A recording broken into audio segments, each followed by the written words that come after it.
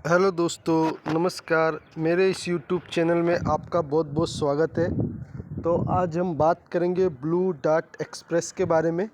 ये एक कुरियर की कंपनी है जो कि कुरियर का बिज़नेस करती है, यहाँ से वहाँ, वहाँ से यहाँ, और ये विदेशों में भी कुरियर करती है। ठीक है, तो इस तरह का इनका बिज़नेस है।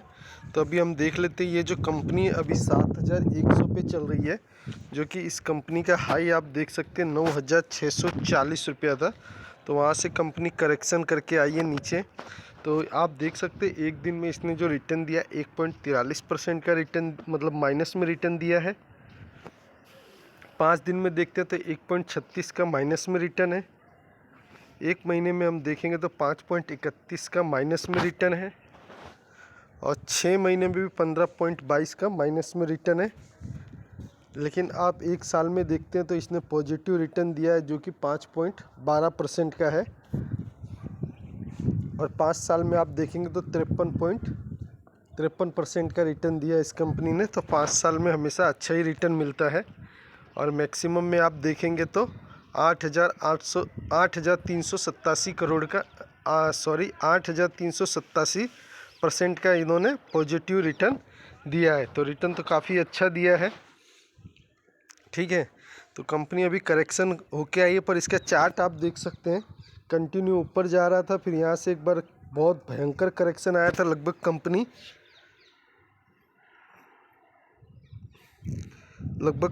73% डाउन हुई थी।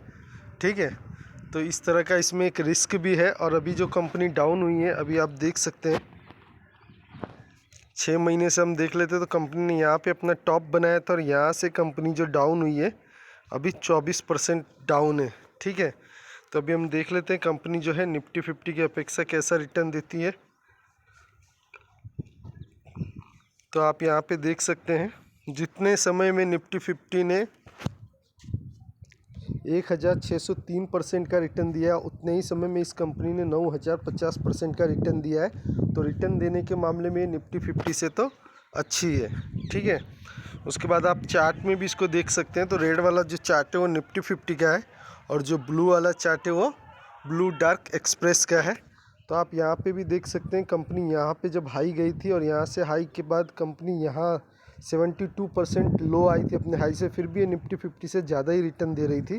तो इसमें करेक्शन आने के बाद भी इतना डरने की ज़रूरत नहीं है, और ये एक अच्छी कंपनी है। तो अभी हम इसके एनएससी की साइट पे आ जाते हैं। तो आप देख सकते हैं 20 तारीख को जो इसमें डिलीवरी उठाई गई थी 35.73% की डिलीवरी उठाई गई थी, जो कि ठीक ठाक डिलीवरी उठाई जा रही है। कंपनी इंफॉर्मेशन में जब हम आते हैं तो आप यहाँ पे देख सकते हैं प्रमोटर के पास जो शेयर है वो 75% है, और उसमें से इन्होंने कुछ भी गिरवी नहीं रखा है। तो ये भी एक अच्छी बात है। ठीक है, कॉर्पोरेट एक्शन में जब हम आते हैं तो आप देख सकते हैं 2018 में 12.5 रुपये का डिविडेंड दिया था, 19 में भी 12.5 का दिया, 21 में 15 का दिया, 22 में 25 का दिया, और फिर 22 में ही 35 रुपये का दिया। तो कंपनी किसी साल तो एक बार डिविडेंड दे देती है, किसी साल 2 बार डिविडेंड दे देती है। तो कोई फिक्स नहीं है, तो हम उसको एक बार ही समझ के चलते हैं। लेकिन कंपनी में ये अच्छा है कि जब भी इन्होंने डिविडेंड दिया है तो डिविडेंड की अमाउंट बढ़ा के दिया है। तो ये एक अच्छी बात है।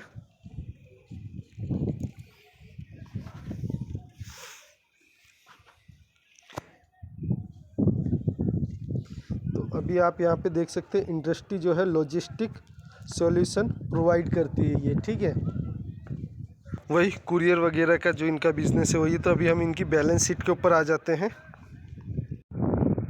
तो अभी जो है हम इनकी कंपनी की बैलेंस शीट के ऊपर आ चुके हैं।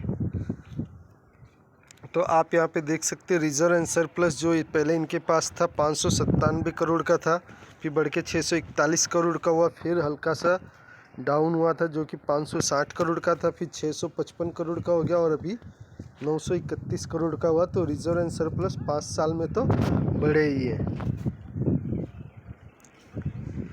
और इस पे आप short term borrowing, long term borrowing देखेंगे तो जीरो कर्जा है।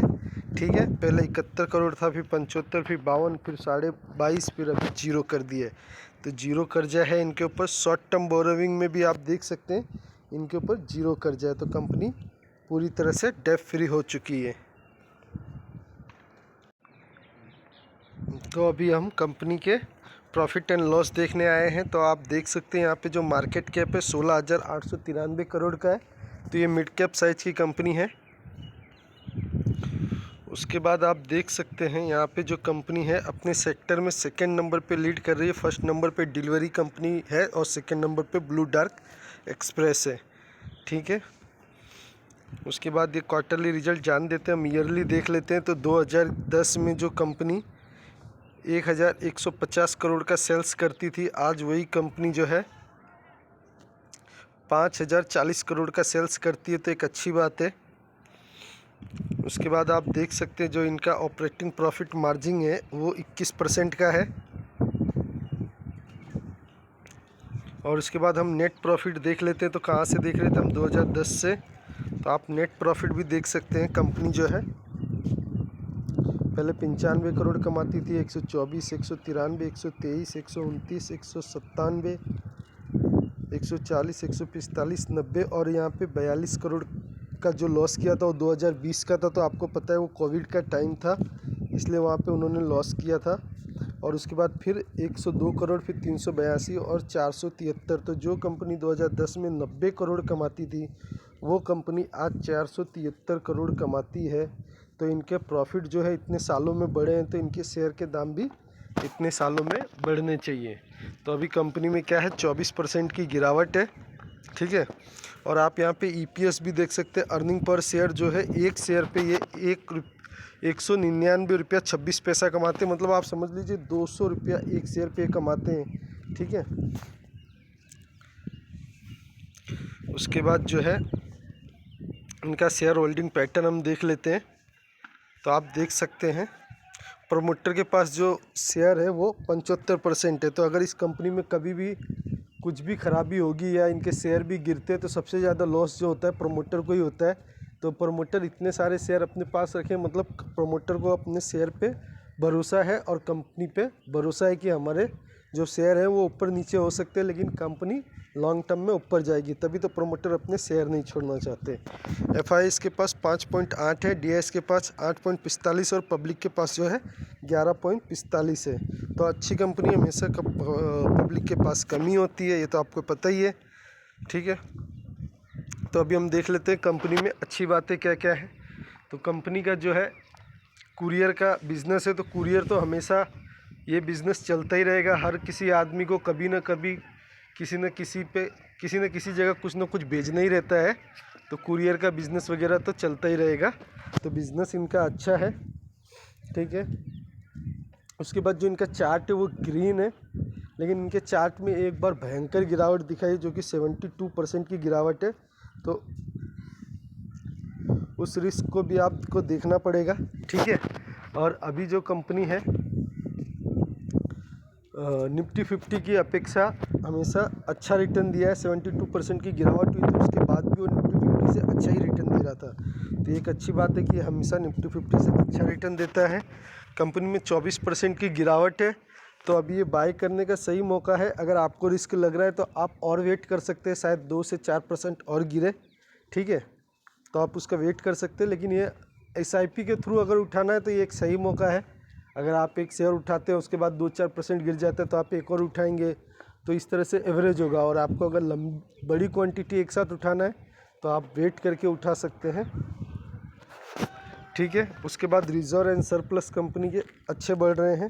कंपनी के ऊपर लॉन्ग टर्म बोरोइंग जीरो है, शॉर्ट टर्म भी बोरोइंग जीरो है। कंपनी का प्रॉफिट हमेशा आ रहा है, ऊपर नीचे हुआ है, लेकिन कंपनी हमेशा प्रॉफिट में रही है। 2020 में सिर्फ कोविड के चलते उनको नुकसान हुआ था, तो उसको हम नहीं देख सकते क्योंकि वो तो कुदरती आपदा थी और सबके ऊपर एक साथ थी। तो उसको हम उस पॉइंट को छोड़ दें तो कंपनी हमेशा प्रॉफिट में ही रही है। इनके सेल्स भी कंटिन्यू बढ़ रहे हैं और सबसे ज़्यादा जो इम्प्रेस किया है वो प्रमोटर होल्डिंग ने इम्प्रेस किया है, जो कि शेयर होल्डिंग पैटर्न में आपने देखा 75% जो है प्रमोटर के पास ही है। तो ये भी एक अच्छी बात है। तो ये सब इसमें पॉजिटिव बातें हैं। सिर्फ रिस्क ये है कि कंपनी जो है एक बार 72% गिरी थी, तो उस समय भी जिसका 72% तक लॉस हो रहा होगा उसको तो मतलब बहुत ही भयानक टेंशन हुआ होगा। तो उस रिस्क को भी आप देख सकते हैं। ऐसे 24% की गिरावट हो चुकी, तो और भी क्या गिरावट होगी। और ऐसे भी लॉजिस्टिक सेक्टर को गवर्नमेंट अभी सपोर्ट कर रही है, तो ये सेक्टर तो अभी अच्छा चलना चाहिए। बाकी आपको अगर ये वीडियो अच्छा लगा है, ये शेयर अच्छा लग रहा है, तो आप अपनी रिसर्च कर करके आप इस शेयर में एंट्री बनाइएगा। मेरे कहने से या मेरे वीडियो देखने से मत बनाइएगा। मैंने एजुकेशन पर्पज़ से इस वीडियो को बनाया है।